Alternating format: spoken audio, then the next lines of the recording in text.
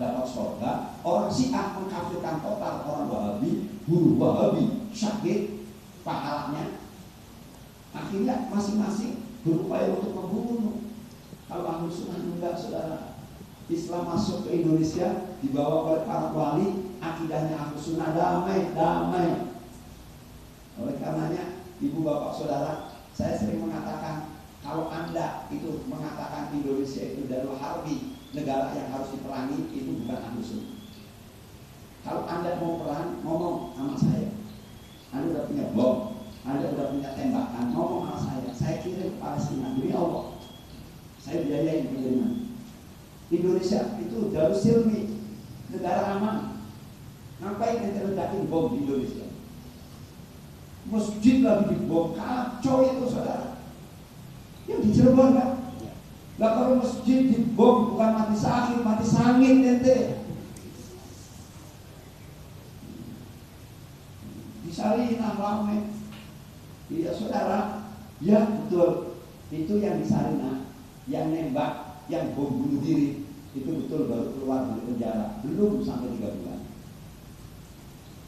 Ya betul, kita akui Densus 88 biadab. Karena ketika dia di penjara, saudara, dia itu bukan cuma disetrum, bukan cuma dipukuli, tapi barangnya pun disetrum. Dendam saudara.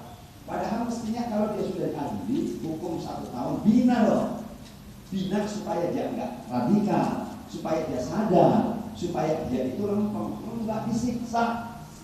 Sampai barang-barangnya disetrum setiap hari, dendam saudara. Begitu dia keluar dari penjara, dia masih punya senjata, masih punya bom. Cuma salah sasaran. Mestinya yang diuber dicari Densus dong. Ini enggak, polisi lagi praktik ditembak. Jadi polisi lagi lalu lintas ngurusin, ada urusan apa? Kalau Anda mau dendam, yang pas, yang nyiksa Densus, uber Densus. Ledakin itu markasnya Densus. Itu saya dukung kalau begitu. Ini yang ditembak, yang ada ngatur lalu lintas praktik ditembak. Kacau itu. Makanya saya dimana-mana kalau mau perang, Anda sudah punya bom, sudah punya laras panjang, AK-45, 45, 47, AK-1000 kayak sekalian, gitu. Ngomong sama Musbahullah, saya antar ke Palestina. Itu kalau mati baru syahid, karena musuhnya Israel. Indonesia aman, jangan dibikin ruwet. Bom pasar, bom yang mati semudin, semangat. Ini dia karena nggak ngaji. Jadi itu saja hadirin hadirat rahmatullah. Sengaja jadi Islam, akidah Ahlus Sunnah wal Jamaah menjaga akhlak. Sholat pakai akhlak. Bahkan nikah juga harus pakai akhlak. Akhlak di atas hukum. Kalau nggak salah saya pernah contohkan ibu bapak, kalau bapak nyuruh anaknya ada di lantai atas ruangan tingkat. Nah, ambilin bapak anduk ya, lempar. Kemudian anaknya ngambil anduk, dilempar dari atas. Anak sudah taat hukum, sudah taat perintah. Ambilin anduk anak, lempar. Ambil anduk dilempar. Anak benar apa salah? Benar, sudah taat dengan perintah, tapi tidak punya akhlak. Akan lebih baik dia ambil anduk, turun lipat anduknya. Dia taat perintah, tapi dia punya akhlak. Itulah Ahlus Sunnah wal Jamaah. Dan indah Ahlus Sunnah wal Jamaah, indah sekali lagi. Mudah-mudahan kita akan diselamatkan oleh Allah, akidah kita dijaga oleh Allah Subhanahu wa Ta'ala. Ibu, bapak, saudara, kalau ibu ke rumah saya, silakan, ada perpustakaan. Itu ada kelos aliran sesat. Di situ ada Ahmadiyah, bukunya ada, kitab-kitabnya ada. Wahabi takfiri, Wahabi kelompok ini termasuk buku ini. Jadi saya renteng. Jamaah bisa baca, oh sesatnya Syiah di sini, kesesatan Syiah, kesesatan LDI, kesesatan Wahabi. Sesatnya di mana? Gitu loh. Kristennya juga ada, Injilnya juga ada. Jadi itu saja. Mudah-mudahan bermanfaat. Kurang lebihnya mohon maaf. Hadzal wallahu a'lam. Wassalamualaikum warahmatullahi wabarakatuh. Waalaikumsalam. Ada kesempatan untuk bertanya? Silakan. Ya, hadirin jamaah sekalian, diberikan kesempatan untuk menanyakan perihal dengan tema kita kali ini. Silakan dari bapak-bapak mungkin.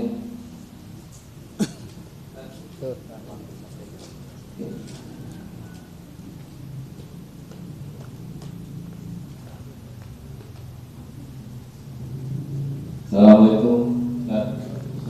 Saya mau tanya, tadi kan masalah Al-Quran ya di akhir. Nah sekarang kalau sekarang ini ada di smartphone, ya. Kita ke WC, ini smartphone kita taruh, kita kantongin, kita masukin. Itu aja Ustaz. Karena ada yang bilang kita lakukan, kita taruh di luar. Gitu. Hilang. Ya kan, tapi kalau kita taruh hilang. Gitu. Cuma ada Al-Qurannya, itu masalah itu Ustaz. Al-Quran sih monitor masih aman, handphone hilang. Masih dijawab Ustaz? Silakan. Karena jam 11 saya harus keluar dari sini. Baik, pertanyaan yang cukup bagus, saya apresiasi dan beri penghargaan, dan ini sering ditanya. Ini kita punya HP, ada aplikasinya Al-Quran. Mohon maaf, kalau yang bermadhab Syafi'i pegang Quran harus suci, lalu bagaimana dengan Al-Quran yang ada pada aplikasi HP? Kalau madhab yang pegang Quran tidak harus suci, lain persoalan. Kemudian bagaimana kalau dibawa ke WC? Saya balik bertanya. Ini saya buka. Ini HP. Ini ada aplikasi Quran, hadisnya ada. Ketika saya ditanya, saya nanya, ketinggalan. Saya minta diambilin sama istri saya, sama anaknya, minta diambilin apa? Enggak mengatakan diambilin Quran. Berarti ketika aplikasi tidak dibuka, ini HP. Boleh nggak dibawa ke WC? Tidak ada larangan bawa HP. Kan bawanya HP. Tidak ada larangan bawa HP. Begitupun kita buka, lagi lihat ke WA, lagi nulis WA. Ini kita lagi WA. Tapi begitu kita mau buka Quran, niatnya sudah buka Quran, maka yang bermadhab Syafi'i wajib punya wudu karena mau buka Quran. Nah ketika lagi buka Quran, ya statusnya bukan HP, sudah statusnya Al-Quran. Maka ketika kita lagi buka aplikasi Quran, dibawa ke WC, haram hukum. Tapi begitu kita mau ke WC, HP-nya ditinggal, ya aman. Atau aplikasi Qurannya sudah ditutup, kembali dari HP.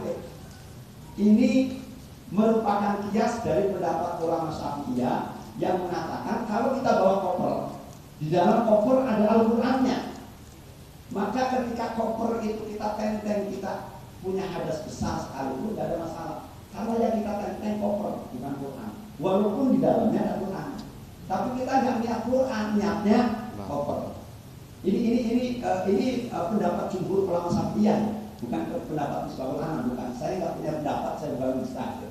Saya ngikutin aja dengan dalil-dalil yang ada. Jadi jawabannya bagaimana? Sekali lagi, pada konteks ini HP, maka kita mau ke WC, mau BAB atau yang lainnya dibawa tidak apa-apa.